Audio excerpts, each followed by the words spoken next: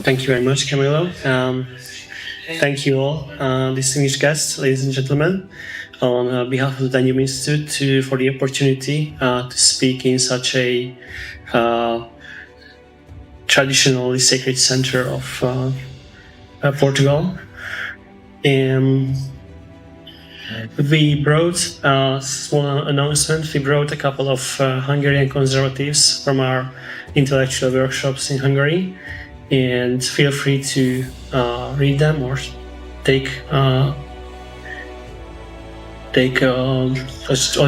take them. And if you are interested in contributing to the Hungarian work of the Hungarian Conservative, please feel free to ask Noemi after the conference. So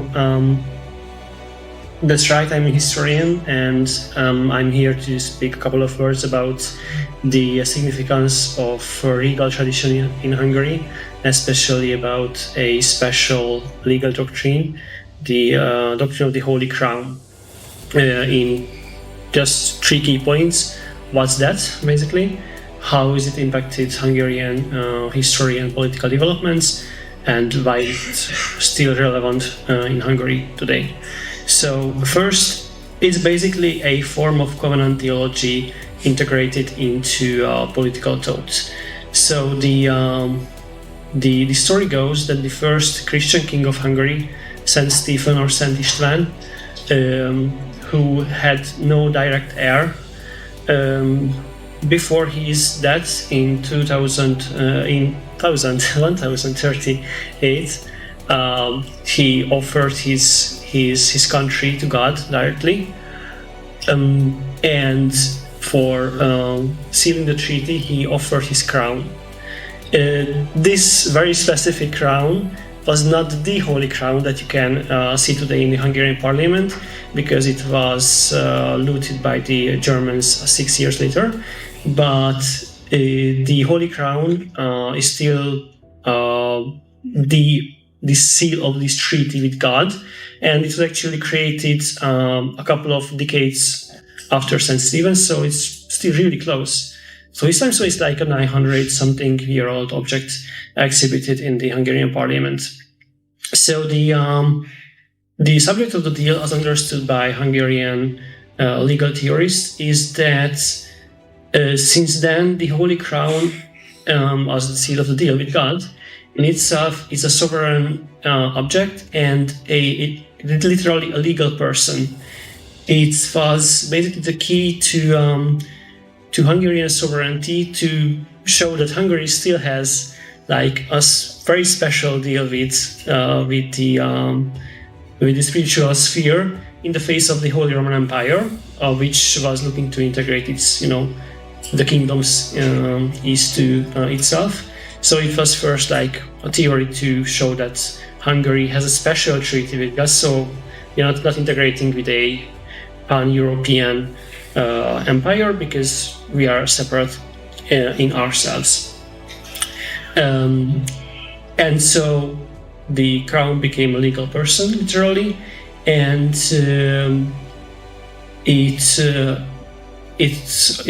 throughout history it also began to embody the whole Hungarian political community. So the crown became synonymous with all Hungarians with political rights.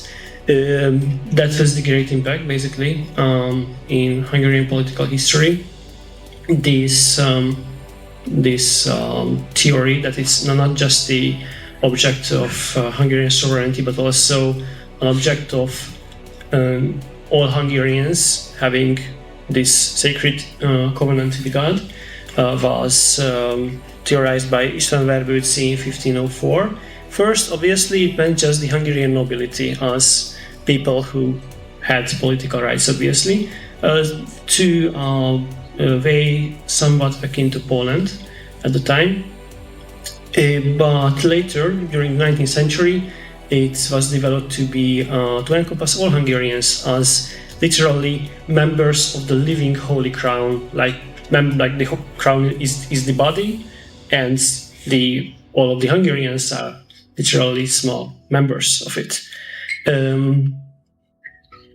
Obviously, in the 19th century, Republican ideas started to crop up in Hungary as well, and the debates ensued about what should we do with the Holy Crown, especially that at the time we had the Austrian Habsburg monarchy above us. And so radical Republicans said that, it's just an object of feudal tradition, of foreign domination, we should just do away with it. But the dominant narrative said that this crown is actually not synonymous with the ruler. So the crown is literally is still the sacred covenant of the Hungarian nation with God. So it's not about the king showing his crown that he rules Hungary, but it's really it's still the seal of the deal with God, with the Hungarian nation. So it's literally a symbol of our liberty. It's not a symbol of the authoritarian rule of the king.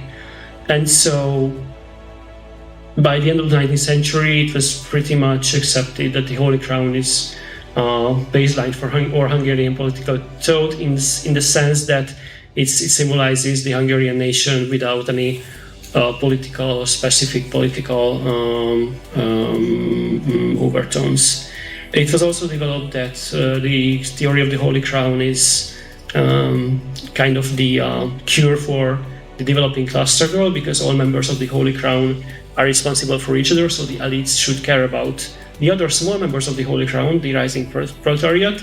But it's also like a warning to the lower classes that the elite is also part of the Holy Crown, so you should not rebel against them. And so that was the theoretical impact. The biggest impact came in 1920 actually. In the end of the First World War, 2 years before that date, the Habsburg monarchy fell, and 1.5 years of utter chaos ensued. Foreign invasions, communist terror, ethnic cleansing all around the country. And so after that, the Hungarian elites decided that we should really move back to a traditional form of statehood. Obviously, the Habsburg monarchy couldn't come back at that point because the allies wouldn't allow it. So it was decided that the Hungarians are returning really to this literal theory of the Holy Crown, as Hungary as a kingdom that doesn't really need a king to be like this traditional state. So Hungary instead reinstated this kingdom without a king, ruled by the regent Horthy from 1920 to 1945.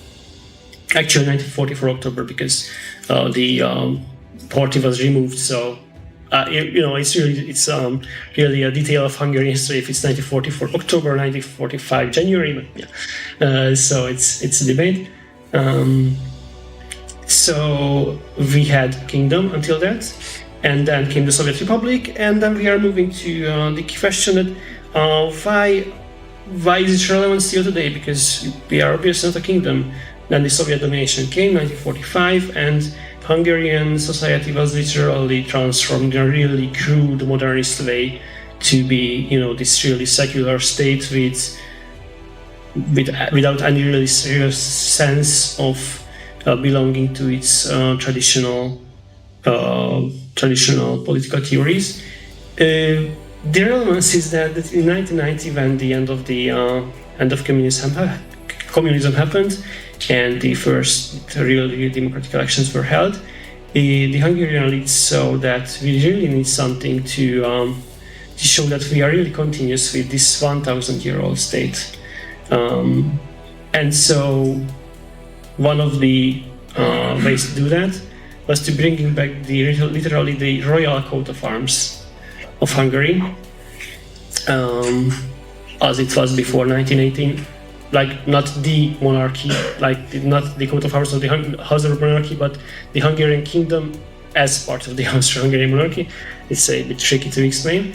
And it's actually really found broad support among the left, the liberals, and there were a couple of people who voted against it, but it was like 95% accepted that Hungary, as the Hungarian Republic, should have this coat of arms with the very specifically formed Holy Crown on top of it.